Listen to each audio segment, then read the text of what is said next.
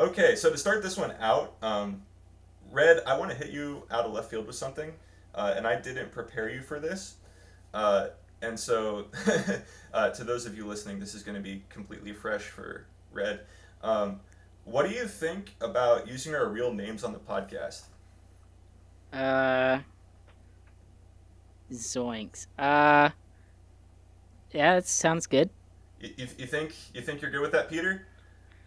Oh, shucks, Ryan. Oh, dang. Okay. And the reason I asked that is because a lot of the podcasts I listen to, pretty much every podcast I listen to, uh, they all use their real names. And it's like really personable. And I don't know, the kind of community that we like to go for here at Too Slow is very personal and, friendly with everyone. And we're all on a first name, well, not first real name basis, but first gamer tag name basis. Yeah. Uh, which is pretty cool. And speaking of other people in our community, Peter, uh, we have a gentleman here with us by and his in-game name is Buffed Rival. So we'll welcome him onto the show. How are you doing? Oh, I'm doing pretty good. How about you? Doing well, doing well. Now, do you want us to refer to you by your gamer tag, or would you also like to be referred to by your first name? It is totally Yeah, it up to doesn't you. matter. I guess since everyone else is doing their first name, my name's Joe. So Good deal. The thing that I want to talk about tonight, and this might be a little bit of a shorter episode, but I think that'll be okay. But I wanted to talk about 1.77 meta. The 1.77 patch for War Thunder is out, and it's actually but the last podcast episode we recorded. It was just patch 1.77 was nothing more than a couple dev blogs. Um, I think we recorded one right after the Abrams dev blog came out.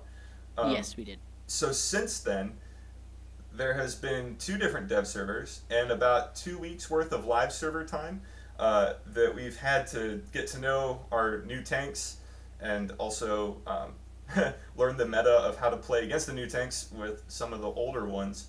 Uh, and so, like, I'm just curious. I know Peter that you have been on Reddit some, and you've seen the discussion going on there, and I have as Oh, well. yeah. And Joe, I don't know if you have been on Reddit at all and seen kind of the things that people have been talking about in War Thunder, but like, uh, I wanted to just talk about some of those issues that I've seen people complain about, and I've seen this on the forums as well.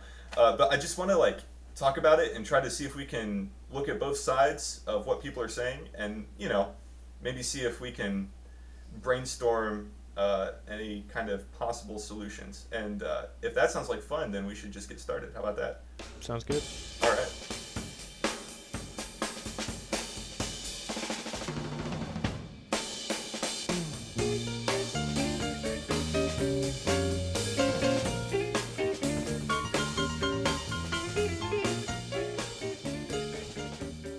So let's start off with talking about the Abrams because I know that Peter, you and I both got the Abrams when the patch dropped on release day.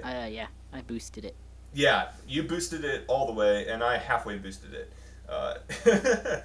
So, but we both were able to play it on release day, which was interesting to say the least. What I just want to get your opinions, and then I'll talk to I'll also ask you this in a second, Joe. So hang on and think about it. But what's your opinion of the Abrams? And we can look at either fighting against it or fighting on the same team as it, or also fighting in it. So what's your general opinion? Well, I've played it a good deal. I think I've done, I don't know, maybe like 40-ish, or a little bit more than that matches. Okay.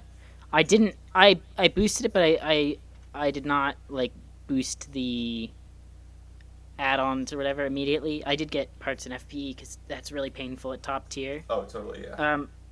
I gotta say, my experience with it is it's one of the easiest vehicles to play, just because it has armor, speed, and its gun is not lacking in power. So I feel very... It also has incredible survivability, so I feel very safe in it. So, like, when I play it, I just kind of flank or rush out and just kill everything. I've One of the things is that most people don't have the T-64B yet, which would be one of the competitors to the competitor to the tank, that can face it frontally and like bounce a few of its hits. I haven't seen very many of them, so Neither have when I see T-64As, I just upper front plate them and they die. Yeah.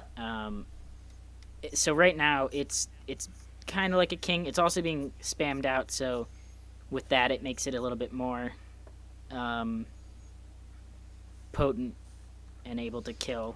So like, because there's so many of them, there isn't much you can do if you have like four isn't a lot, but like 6 Abrams charging your spawn 2 seconds in.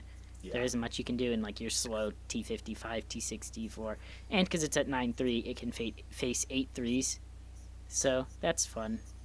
Yeah, and I think we'll get to BR discussion here in a little bit.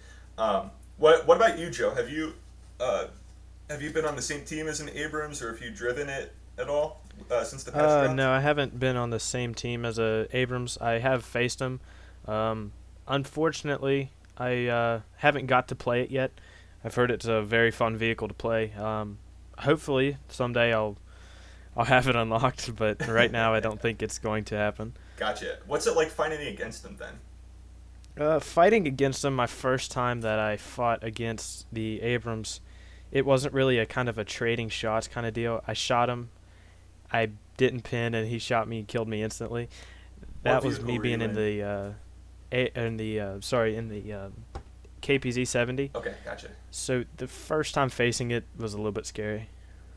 Have you learned to deal with them, or has it been kind of a thorn in your side in top tier games? I've learned to deal with it. Definitely the part that's a thorn in the side is if a lot gang up on you. That's pretty scary. Yeah, they have like that 5-second reload compared to your 10-second on a KPZ, and they can also disengage really fast. They're like you, but with a faster reload and more armor. Mm-hmm. Yeah. So I have not played against them, but I do, again, like I said, I have the Abrams. I have test driven the T-64B and shot at the Abrams, so but I haven't faced it on a live server. But my experience has been it's a very fast tank, and people who got used to the MBT-70's playstyle are automatically going to be really good at the Abrams because it plays very similar, but it has armor that will get you out of some tight situations that if you're in an MBT-70 or KPZ, you would just die.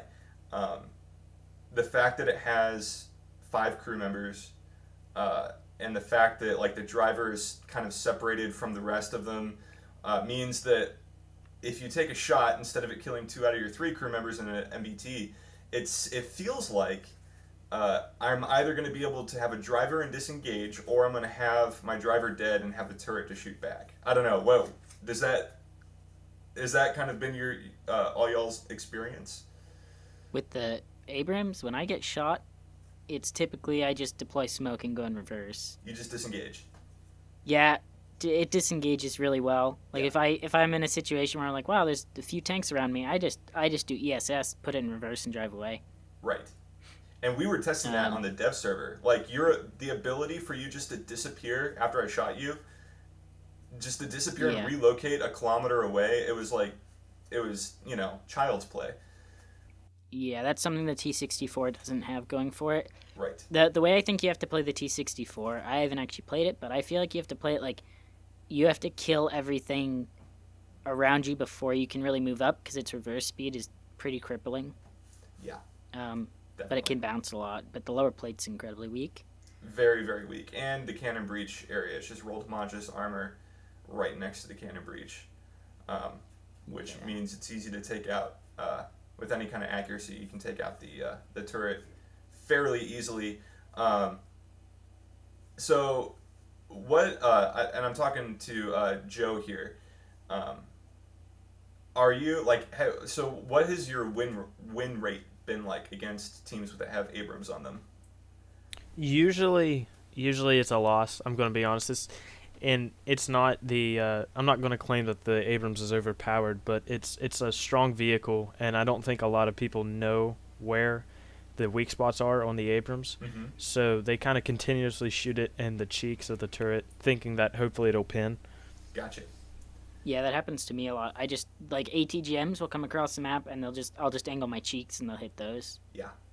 Oh, definitely. That or like a T-62 will try to shoot me in the turret cheeks because that's where you have learned to shoot, MBT-70s and KPZ-70s.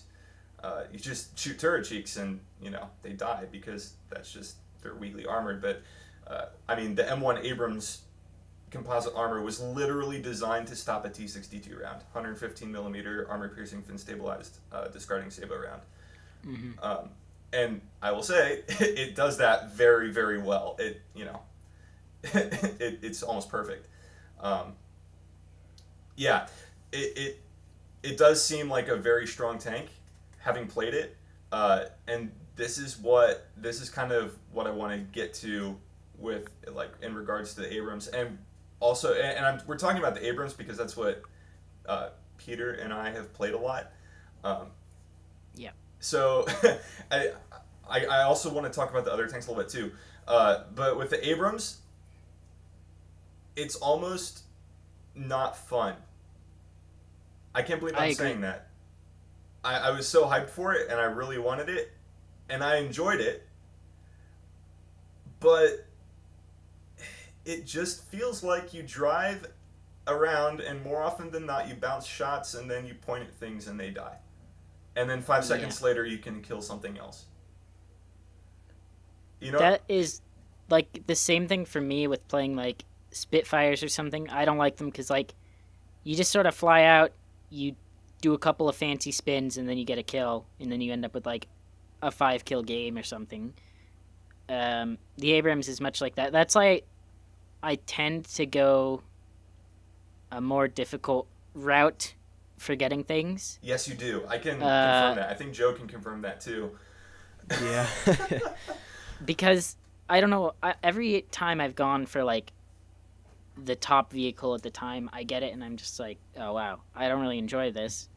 So I got the CL-13, which everybody was like, oh, it's the best jet, and I flew it. Might just be that I'm not good at jet combat for that, but, like, tank-wise, I would get, like, Panther 2 or something when people said that was good, and I got it, and then I would get, like, 5-kill games because you just drive around in a fast, long 88, just shooting everything.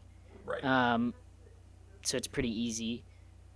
The Abrams is much the same. It's just, like, you just speed around. Sometimes you get shot, but, like, more often than not, you're going to bounce the shot.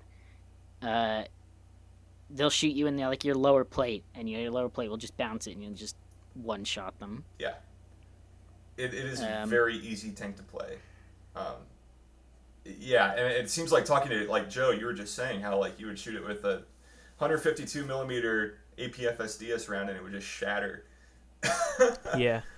It's first time it was actually quite scary. You're like, that was supposed to go through. Yeah, no, totally. I've gotten many bounces that I was like, how did I bounce that? Yeah. And here's the thing. Well, actually, Joe, like, have you been able to get any of the high tier tanks like a Leo 2K or anything else like that? Grinding to the 2K right now. Okay, so you're grinding to the 2K right now. Yeah. How's that going, by the way? Yeah, it's actually going really well. Okay. If you know how to play the tanks, like the KPZ in my term, it would be the KPZ. Sure. Since I know how to play it, as where previously I didn't know how to, and it made grinding a lot longer. So if you know how to play your tank, you can get like 2,000 RP games. Yeah, and you're not playing with premium, I suppose. No. Okay, so you're doing the stock, yeah, you're doing the big boy grind. Mad props for that. That's actually really impressive, especially like in high tier, because things cost so much research points. But yeah, 2K a game is really good. Although, again, if you're facing full teams of Abrams, it's really hard to win that too. So, Yeah. so this seems to be kind of the state of high tier tanks in general. Yeah. In that the people who have the high tier tanks drive around and kind of dominate the battlefield, and it creates this thing where it's not fun for the people in the high tier tanks because it's too easy, and then it's not fun for the people who are getting outperformed because, well, it's too hard. And that we've seen that manifested in various forms, right? Like, first on the dev server, it was that people were complaining that the M1 Abrams wasn't going to get the M833 shot that had some ridiculous number, like 475 millimeters a pen. Yeah. I remember when that happened, and you had one crowd saying, like, oh, the M1 has worse armor, and now it has a worse gun. It can't deal with the T64 that has a better penning round. Like, why can the T64B pen the Abrams from the front when the Abrams can't pen the T64B from the front? And that was like a whole thing. And I don't think the people who were saying that were not, they're not necessarily, or they're not bad people, and I don't think they were, I don't think they had really malicious intent, but like, they were just wondering, these two are supposed to be able to balance each other, but we learned now that the balance comes with the ability to outflank a T64. And so, like, the mobility makes up for the lack of gun. And so I think part of what we're seeing is that so many people went for the Abrams because it's an iconic tank, right? Yeah. That we don't, like you said earlier, Peter, that there's not enough opposition for it, right? There's not enough T-64Bs to be able to kill Abrams. I feel like if the amount of people who got the Abrams and like as soon as it came out, the same amount of people got the T-64B, we'd be seeing a very different thing. Because the B is, I think if in the right hands, it could easily be better than the Abrams just by like its armor and gun alone. On paper, yes, like, yeah, absolutely. It doesn't have the speed, but it shouldn't need the speed. The way I feel like you'd need to play it is like super sneaky, and half the time I see them, they're like pushing straight ahead with like the main group. Yeah. But for a tank where you're low on speed and you're low, well, you're not low on armor or gun, but you're low on speed, you might, well, 38. It goes 38 miles an hour, which isn't actually that slow, but it's slower than the Abrams. So yeah. I think that the way you need to play it is like flanking and just like if you get behind the Abrams, you can just kill it, but you can also kill it frontally. So just like getting yourself into a good position quickly. But we don't have enough like T-64Bs in the match, and so like the Abrams can just like dominate. Like the first T-64B I saw was pushing into the city cap on one of the desert maps. I don't know the names of the maps, but pushed in there, was side on to my Abrams. I just one-shot him and killed him. Oh, totally. Yeah, it's going right through the side armor. So it's just like they seem... the amount of T-64Bs there are right now aren't enough to counter the Abrams, and the people driving them right now aren't aware how to play their vehicle properly, it seems. Yeah, and I also think, and Joe, you play the Germans a lot, and so the Leo 2K that you're grinding is also a great Abrams killer because, if you get the first look, you have that fin stabilized round that will absolutely pen the Abrams, or maybe it's the Heat FS round that will pen it. I think it might be. Yeah. Well, I know it'll pen because the Heat FS round gets 650 millimeters of pen. And I think the Abrams composite is only good for 600 of defense. Yeah, it's something like that. I'd have to look at the exact values. So I don't think there's enough Leo 2Ks yet either to face. I think what we're seeing is just a very I think it's kind of a twofold issue. Part of what we're seeing is not enough opposition for the Abrams to face. Yeah, It just boils down to that a lot of people got the Abrams like as soon as it came out, so that it happens every time there's an update. Like, well, even sales, like if like the IS-6 when it came out, everybody got that, and like, oh, IS-6 is overpowered, but really a lone IS-6 isn't that scary as much as like 3 of them pushing the road towards you. Yeah. So like you can deal with one IS-6. Like 3 of them, it's a little bit difficult. Yes. Sort of like the T-34-100 went on sale for like $20 one time, and like you'd have matches full of them. They're not the quickest tank, but they have the gun of the, a similar gun to the D10, T-44-100 or T-54. Yeah, T-54. So you can just drive down the road and just smash everything at 6.7. Oh, totally. And then the T-29 came out, and that sort of ruined everything. Well, but yeah, because before that, it was the king. Yeah. So that's the one part, and I think the other part is this. It's the way we play the tanks, and I was just thinking about this today. The way these tanks are driven in real life, and War Thunder, right? War Thunder models the tanks to be very, very close to how they were in real life. As best as they can do without, they can't dig into classified documents, obviously. But they're modeling these iconic tanks pretty accurately, and their performance is pretty close to the real life thing. But the play style that we have to use is very much a close quarter combat that isn't even like a close quarter combat that you would see in actual war. Like I've gotten kills on Leos by running around a corner at full speed, hitting like a full left turn, skidding, probably like a Tokyo Drift style, and then I shoot the gun that is stabilized perfectly going sideways, and then the tank is moving sideways, and you just shoot a Leo right in front of you. And I don't think that happens in real life, no, or if it does, I highly doubt that. I highly doubt that a crew that has their own lives at risk would just run around a corner with no, just with no care in the world, drift a tank sideways and also shoot while you're moving sideways in a skid. In real life, you'd be engaging at 2,500 meters plus from a depression. And you can watch videos. I don't know, maybe Joe, you've seen these, or Peter, you might have seen these as well. There's videos on YouTube of M1s at gunnery school, right, where they're practicing, and they'll be sitting behind, like at the training course, there'll be like a hill, and they'll sit behind the hill and get the target acquired and all lined up, so that all they have to do is pull forward, and then that gun depresses, and as soon as they're on target, they fire, and then they run it right back down the hill. So if you're up against a T-64, well, then that's why the M833 shot would be needed, right?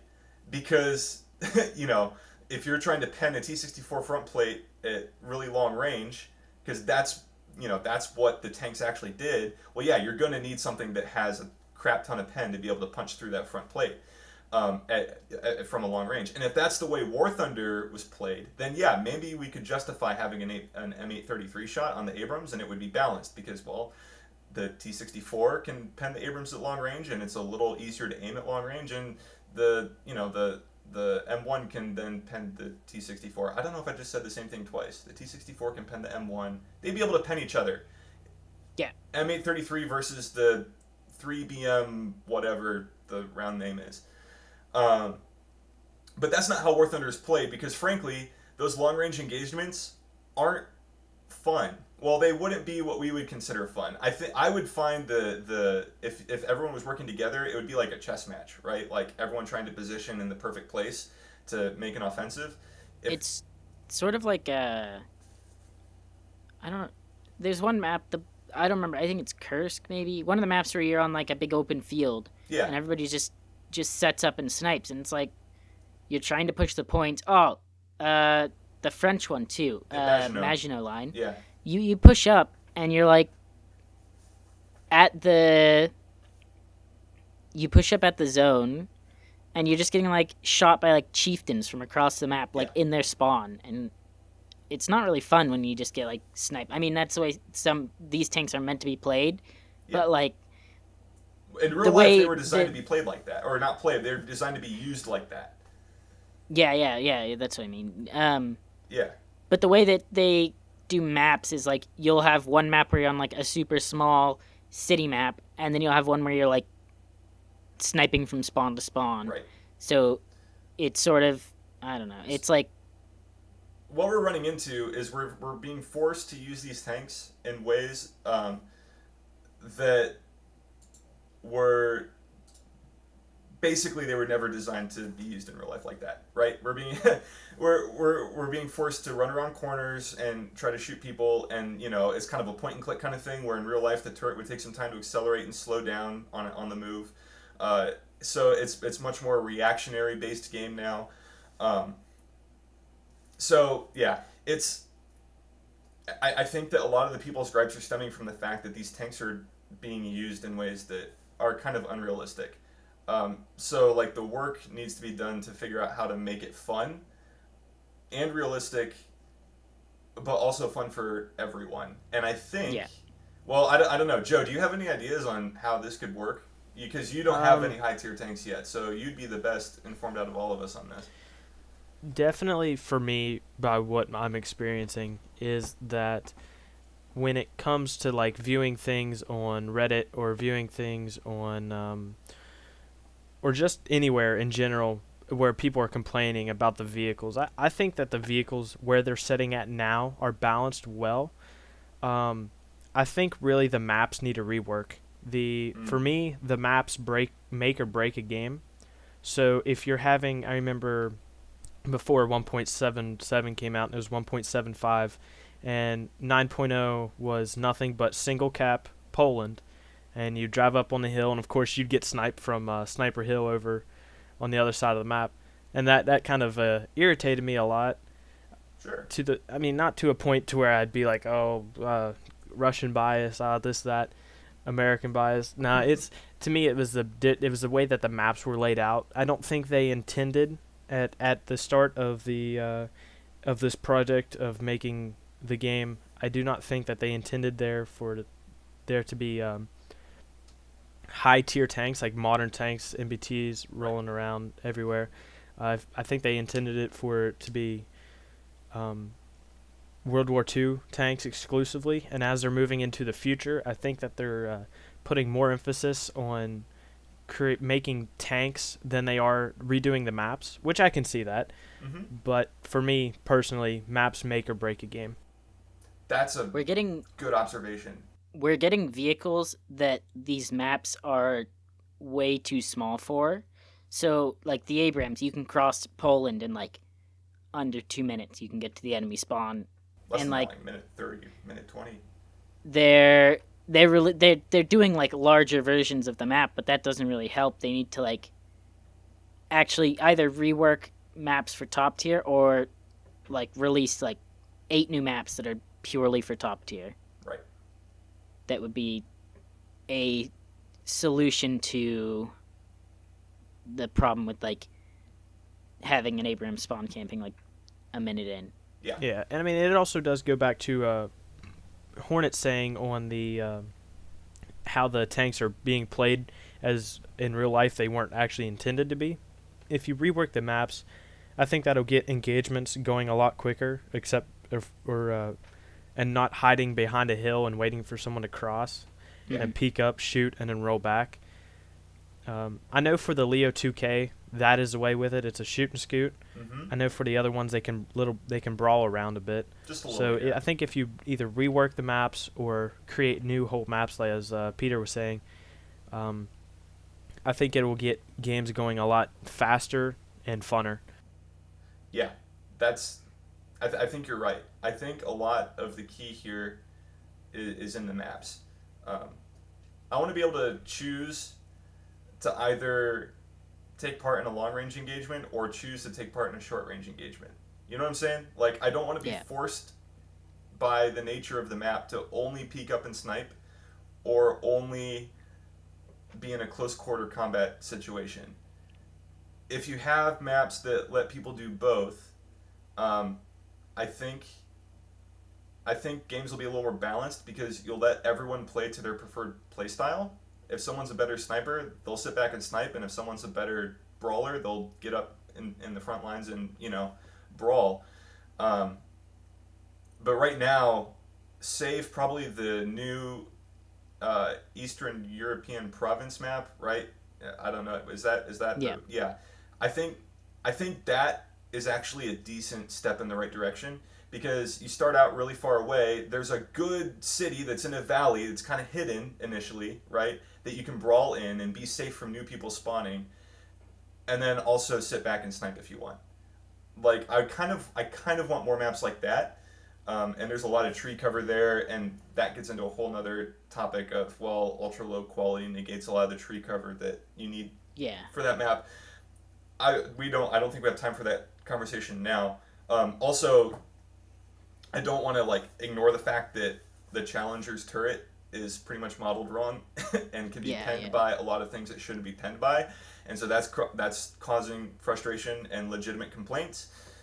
So there's that. But like the conversation lately has really seemed to be Abrams versus whatever, which is why I kind of wanted to talk about it. And one, like, you have to go at like 7, right? Yeah, so I got another 10 minutes, and I'll- I have I have a story that I want to get to as well about me moving, but that's okay. We'll have time. One final thing on the War Thunder topic is in the lower BRs right now.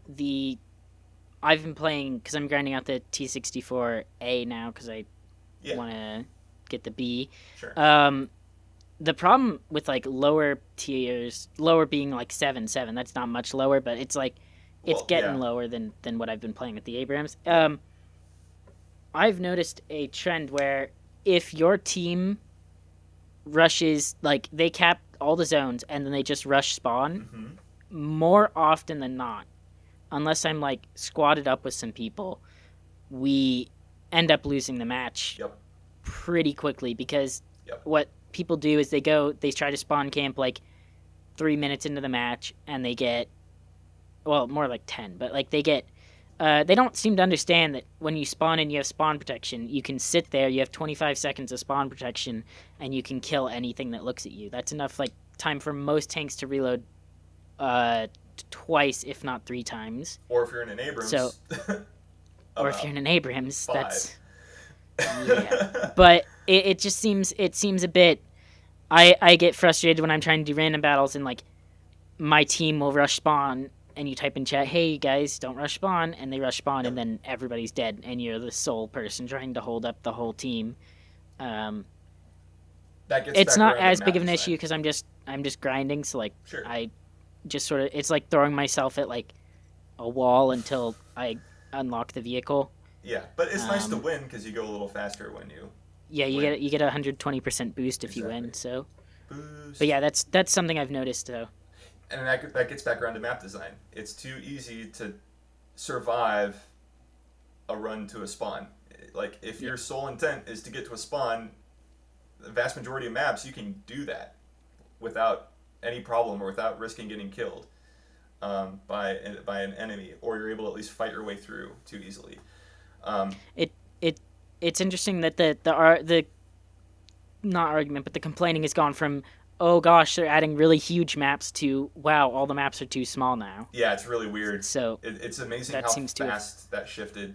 Well, and the argument shifted. Oh, the Abrams is going to be outperformed by the T64, and now it's the Abrams is going to be OP, and then or the Abrams is OP, and then the people who were complaining about the Abrams not being good enough have silently faded away to the background. I've noticed, and they don't want to say much because they realize it's actually really good, which Yeah. I find amusing because I thought it was going to be good without the M833 shot, and I thought it was going to be good before or during the dev server, and then I still think it's good afterwards. So my position hasn't really changed. I wasn't in the crowd. I mean, I don't think the people the people had legitimate gripes, but again, if they added really really really big maps, maybe they could justify the M833 shot, and that Yeah. I don't know, that might make for more interesting gameplay. Who knows? But yeah, so we'll put a bow on it. Joe, do you want to try to put a bow on this conversation and just you want to give it a go? Sure. Okay. I think that, I don't know, the Abrams, I don't think it's underpowered or overpowered at all. I think it's sitting at a at a good spot, and I'm afraid, even though I don't play it, I'm afraid that Gaijin will do something to it, and it's gonna just be crap, honestly. You're worried that instead of waiting for it to face its correct opposition, that they're just going to preemptively nerf it because it's being spammed? Yeah. Okay. Yeah, and I think, and for me, being an exclusive German player, for the ones that are watching, Or you listening. really, if you are playing the German tech tree, you really need, and you get up to top tier, you really need to play defensive, and you can't rush out like the Challengers or Abrams do. Yeah. You're absolutely right. You're absolutely right. My friend who has been grinding through mid-tier to tier 5 Russians has noticed that, getting paired up with the Germans a lot. He sees a lot of Leos rushing down the middle and just getting killed because Russia gets teamed up with Germany a lot. And he's like, why do they do that? They're lightly armored and they have a good gun, but they just go get themselves killed. And he's pretty brand new to the game, but he already recognizes that. So yeah, you're absolutely right, Joe. That's a great observation. Man, you're good at podcasting, dude. Thank you. Thanks for wrapping that up for us. I have a story, and then I have to go. How about that? All right. Sounds good.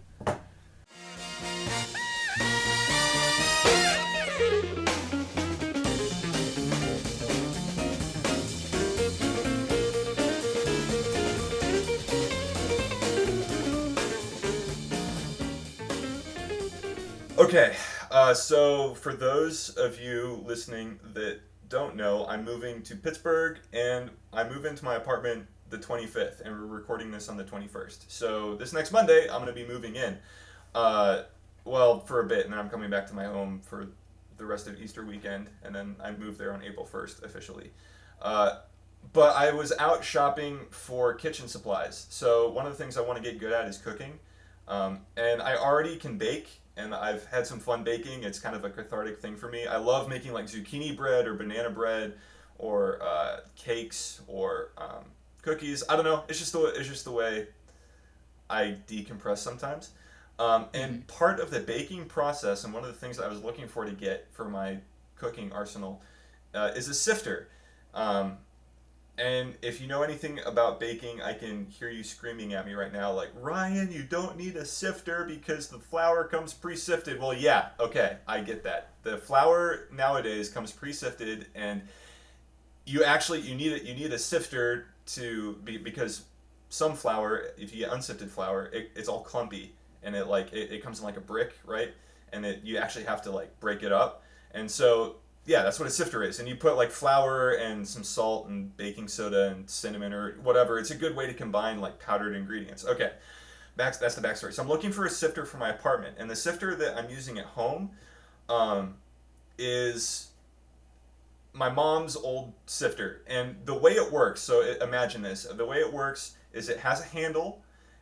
And then the handle is basically connected to like this sifter that sits on top of a bowl, right? And you turn the bowl upside down, and what you do is you squeeze the handle, and it has like this trigger that goes into an over center mechanism that then moves, it pivots and moves a sifter grate back and forth, and then that's what lets the powder through, right?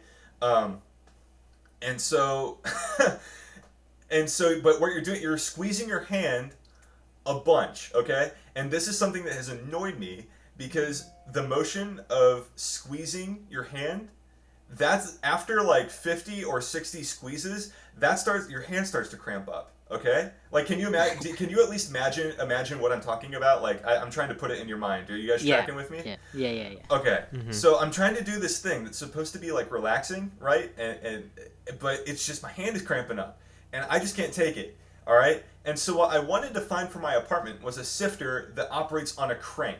Okay? Because if you think about it, a crank, a circular motion, like a cranking motion, moving your arm around in a circle, is a much more natural motion for you to do, right? It requires less contractions of your muscle and tendons in your fingers to do a cranking motion than to do a squeezing motion. But every single store that carries baking equipment and sifters that I can find has a squeeze type sifter. And it is annoying me so much. Like, I'm getting worked up about this. It's like, Have you tried Amazon? no. Not yet. Okay, let me be mad for a second, because I rarely have things to get mad at. So I want to get mad at this because, all right, these engineers, like, someone is sitting in an engineering company that designs sifters, and they're like, you know what would be a great idea when you're baking is to squeeze your hand repeatedly for 100 times to make your thing, right? Like, dude, my hand is getting worn out. Like, you could just as easily accomplish a sifting of flour and other ingredients by using two 45-degree beveled gears and a crank that spins a sifting grate, or a sifting mesh, I suppose, right? You could do the exact same thing with a crank, and and these engineers, like, whoever's designing this, it's like, I don't know if it's just the thing that's in style, but dude, I'm getting grouchy about it, and it's making my move much more uncomfortable than I like. Maybe this is a market you need to fill. Maybe I should just stop my aspirations to be an airplane go mechanic. into the sifter engineering market. Fill that. Yeah. Because maybe you should think how many people are struggling out there with sore hands from having to squeeze their sifter so much. Dude, more than you know. You could fill the market with rotating handled sifters. You guys. Yes, that should be my life's work. You could make a commercial, put Too Slow in the name. We'll become famous, and I'll get some money. Is Too Slow merch in the form of a sifter? Too slow sifter. Get your Too Slow sifter today. Guaranteed to sift things twice as fast as the other Too Slow sifters. Oh my gosh. It's just one of those things. Is like, you would think at least one person would have the bright idea of like, oh, let's do this totally natural circular cranking motion to sift our flour instead of, like, you know. And well, people ask, well, why sift? Like, why don't you just get pre-sifted flour? Well, because I think things taste better when you sift the flour, no matter what. So I'm just gonna be stuck in my ways, and I'm gonna get people involved in conversations that they don't care about on a podcast because. I'm sorry. Are you with us here, Joe? Are you? I am, but I think when you walk in and you tell them that you want to make a crank sifter, they're gonna look at you and be like, "What are you thinking?" Probably. They're gonna be like, "Go to the store and buy one," and but then be like, "No, I didn't find one." Like, dude. They're still gonna look at you stupid. They are. I don't even know who makes sifters, man. Like, if you asked me to go find a sifter factory, I don't think I could. Could probably go to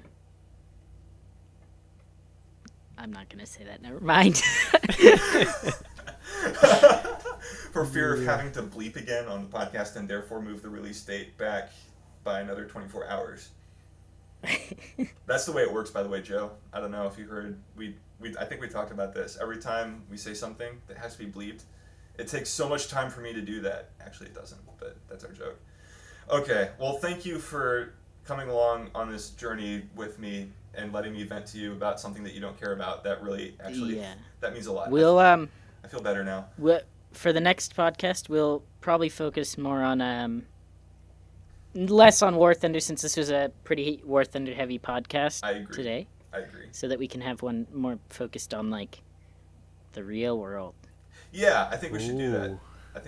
And we can bring Buffed along again. Yeah. Or Joe. Joe. I think I looking back, if we're to listen back, I'm pretty sure I just bounced in between saying Peter, Joe, and Red and Buffed. Which is going to sound really strange for anyone who's not in the Squadron. Because you know what we should do? We should rotate, so when we're talking about real life, we use our real names, and when we're talking about the game, we use our in-game names. Oh my goodness, do you want my brain to fry? I don't think I can. Yeah, there's no way I could follow along. Yeah. It's like, oh, War Thunder, oh, it's Buffed Rifle and Red Rabbit 23. Nope, it's real life, sorry, it's Joe and Peter. That actually works really well, Joe and Peter. It's like, like a radio DJ host. It's like, your smooth ride at 5 with Joe and Peter. I don't know. Okay, I need to go somewhere, And All right. this got lame about now, so I think we should quit while we're ahead. So, yes. Well, we totally were able to solve all the problems of War Thunder ever and make our lives better in the process, don't you think? And talk about sifters. And talk about sifters. We were able to sift Somehow on that we were able conversation. to sift through all the problems Sift? of War Thunder. Oh, wow. You see how this connects? wow. So, yes. I tried. Join too slow. Oh my gosh. I'll have to beat that. Doggone it, man. Once upon a time, there was someone in our squadron that was like that. Yeah, there was. Not saying names. Yes. But there were. No. They were a wonderful guy. All right, I need to go now. We need to do this again soon. Wow, Right. well played, Red Rabbit. Or Peter. I see what you did. All right. He was a wonderful Thanks. guy. Yep. Thanks for listening, everyone, and we'll catch you soon.